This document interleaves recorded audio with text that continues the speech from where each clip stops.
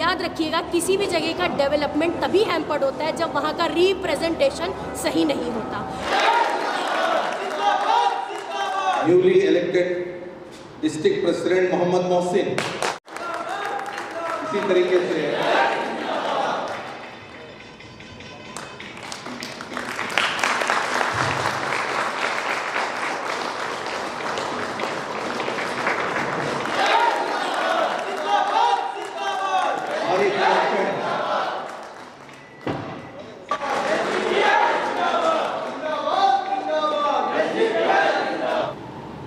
हिम्मत और हौसला आप लोग,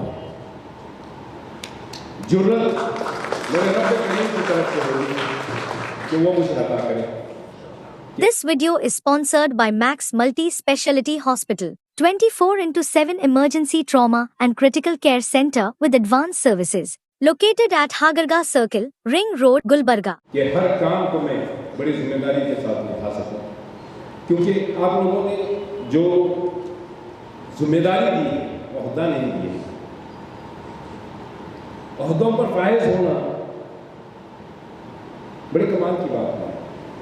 मनसबों को हासिल करना यह हमारे इस सियासी तहरीक का मकसद नहीं है।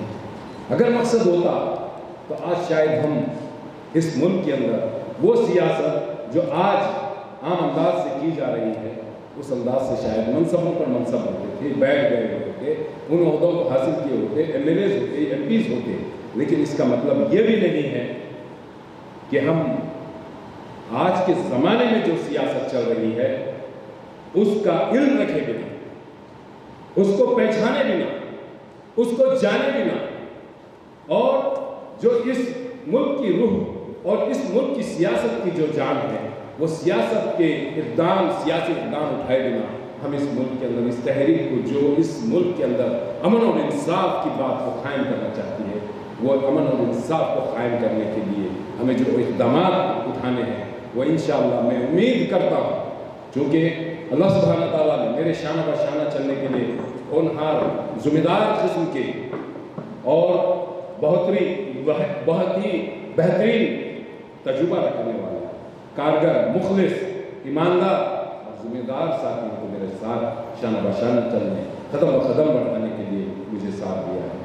मुझे यकीन है कि आप लोग भी ये जिस तरह से कारवां को लीड करने के लिए आपने हमें वो जिम्मेदारी सौंपी है, वो जिम्मेदारी को निभाने के लिए जब जब मौके मिल रहे हो, हमसे तकाज़ों के ज़रिए से हो, हमसे हो रही कोताही, काहिली और सुस्ती को करेक्ट करने के लिए हो, हमारा एहतसाब करवाने के तरीके का हो, या हम जो सियासत के मनसब को एक मुस्बत सियासत के साथ उस मनसबों को, उन मकामात को, उन ओहदों को हासिल करने की कोशिश करना है, वो कोशिश करने के लिए आप लोगों का साथ भी चाहिए, आप लोगों की रहनुमाई भी चाहिए, और आप लोगों के सोचने का तरीका भी चाहिए। क्योंकि ज़मीनी सतह पर अगर आप काम करेंगे, हम वो मनसबों को हासिल करने में कोई दूरी बात। आज जो न्यू DWC बनी है, डिस्ट्रिक्ट वर्किंग कमेटी, उनके सभी मेंबर्स को, प्रेसिडेंट से लेकर ट्रेजरर तक, और हम उसके कमेटी मेंबर्स को बहुत दिल से मुबारकबाद दूंगी। देखिए, हम लोग एक ऐसे प्लेटफॉर्म पे काम करते हैं, सोशल डेमोक्रेटिक प्लेटफॉर्म, कि ये पार्टी पॉलिटिकल होने के साथ साथ एक मूवमेंट भी है। यानी कि हम चाहते हैं कि हिंदुस्तान में एक ऐसी सियासत कायम की जाए जिसमें वेलफेयर स्टेट हो, यानी कि प्रोग्रेसिव हो, प्रोडक्टिव हो, कौम के लिए, माशरे के लिए और मुल्क के लिए। इसी को मद्देनज़र रखते हुए हम एक अलग स्ट्रक्चर फॉलो करते हैं। हमारा ये स्ट्रक्चर जो है बहुत डेमोक्रेटिक तरीके से काम करता है। हर 3 साल पे हमारे पास इलेक्शन होता है, नेशनल का इलेक्शन हो, स्टेट का हो, या फिर डिस्ट्रिक्ट का हो, या फिर ब्रांचेस का हो, जिसमें हम लीडरशिप को ऊपर नीचे करते हैं। यानी कि चेंज इसलिए लाते हैं ताकि अलग अलग चेहरे जो हैं उनको मौका मिले लीडर बनने का, और लीडरशिप जो है वो भी ग्रो। हमारे पास कोई मोनोपोली नहीं है, हमारे पास डिक्टेटरशिप और टायरानी नहीं है, क्योंकि हमारे पास नाम ही है कि सोशल डेमोक्रेटिक पार्टी। उसी का एक हिस्सा था जो आज यहाँ पर इलेक्शन हुआ। हर 3 साल के लिए हमारे पास जो वर्किंग कमेटी चुनी जाती है, हम उसमें कुछ रेजोल्यूशंस लेते हैं, यानी कि अब आइंदा आने वाले टाइम में जो चैलेंजेस लोकल सतह पर या अपने डिस्ट्रिक्ट में हमें फेस करने पड़ते हैं, उन पर हमारी पार्टी या हमारी वर्किंग कमेटी किस तरह काम करेगी। स्ट्रेटजीज़ बनाना, प्लान करना, उनको एग्जीक्यूट करना, किस तरीके से लोगों को बेनिफिट पहुंचा सकते हैं, या फिर जहां जुल्म हो रहा है वहाँ कैसे एजिटेट करके आवाज़ उठा सकते हैं। यही हमारा मकसद है और इसी मकसद को लेके हम हर 3 साल के बाद नए चेंजेस करते रहते हैं। हमारे पास एक सबसे बड़ी अच्छी चीज़ जो है वो ये है कि एक चेहरा नहीं है, एक बहुत बड़ा कोई नाम नहीं है, हम फेम पे काम नहीं करते हैं, हम फैमिली लेकर आगे नहीं बढ़ते हैं। हमारे पास हर कैडर हमारे लिए एक लीडर होता है और हर लीडर पहले एक कैडर होता है।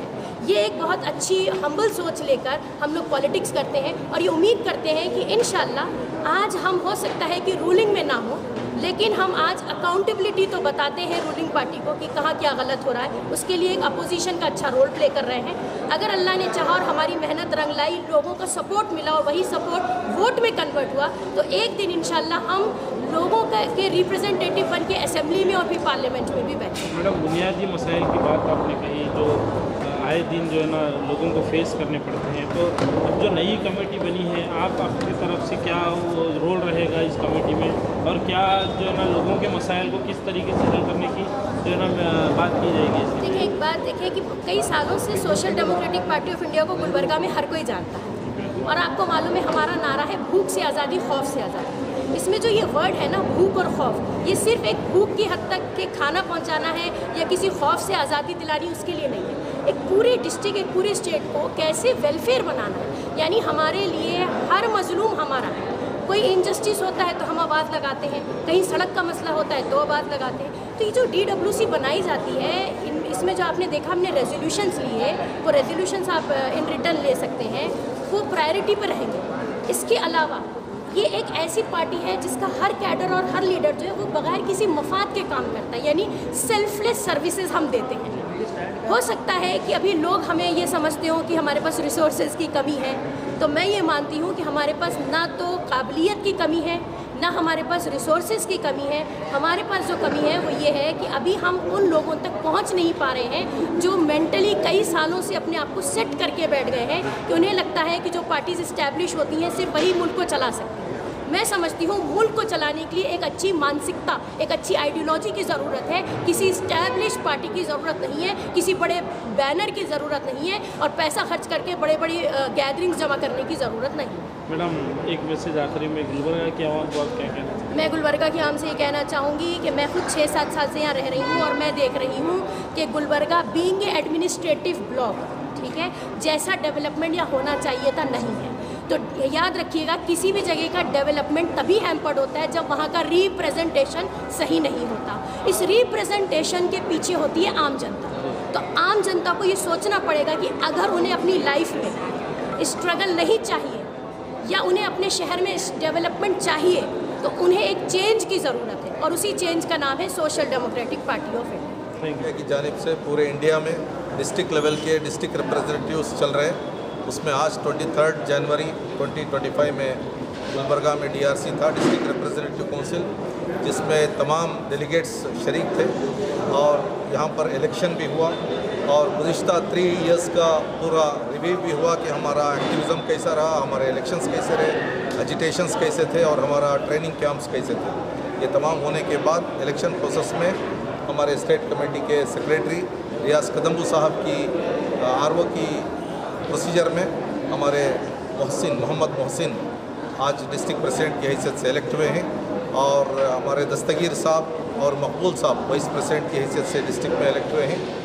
डॉक्टर रिजवान साहब जनरल सेक्रेटरी, इब्राहिम भी जनरल सेक्रेटरी, इस किस्म से पूरे ऑफिस बेरर्स और तकरीबन 13 मेंबर्स का एक कमेटी मुनक़िद हुआ है।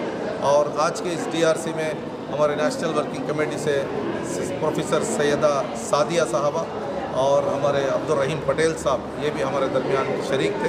बहुत अच्छा हमारा DRC चला है, तकरीबन 6 रेजोल्यूशंस भी हम पास किए हैं और आइंदा दिनों में 3 साल के लिए 2024-27 ये 3 years के लिए ये न्यूली इलेक्टेड रिप्रेजेंटेटिव्स को मैं मुबारकबाद देता हूँ और उम्मीद करता हूँ कि डिस्ट्रिक्ट में बहुत अच्छे तरीके से हमारा एक्टिविज़म चलेगा। सर, काफ़ी सारी इश्यूज़ पर भी बात की गई, जैसे कि रोड हो, नाली हो, पानी हो, और जो रिंग रोड का भी काफ़ी बड़ा इशू है गुलबर्गा में लेकर आए दिन हर 2 दिन में एक किसी की जान चली जाती है। उस पर भी काफ़ी जो है ना तवज्जो देने की बात की गई आपके कैडर की तरफ से। तो इस पर जो न्यू इलेक्टेड जो आपके जो मेंबर्स हैं उनको आप क्या सजेशन देना चाहेंगे इन चीज़ों को लेकर? मेरा सजेशन ये है कि फ़ौरन एक मीटिंग बैठकर पूरे गुलबर्गा के सिलसिले में इश्यूज़ की लिस्ट बनाए। स्पेशली अवाम को जो ज़्यादा बेसिक एमिनिटीज़ की ज़रूरत है, सिविक सब्जेक्ट्स है, ऐसे सब्जेक्ट्स को इश्यूज़ बनाएं।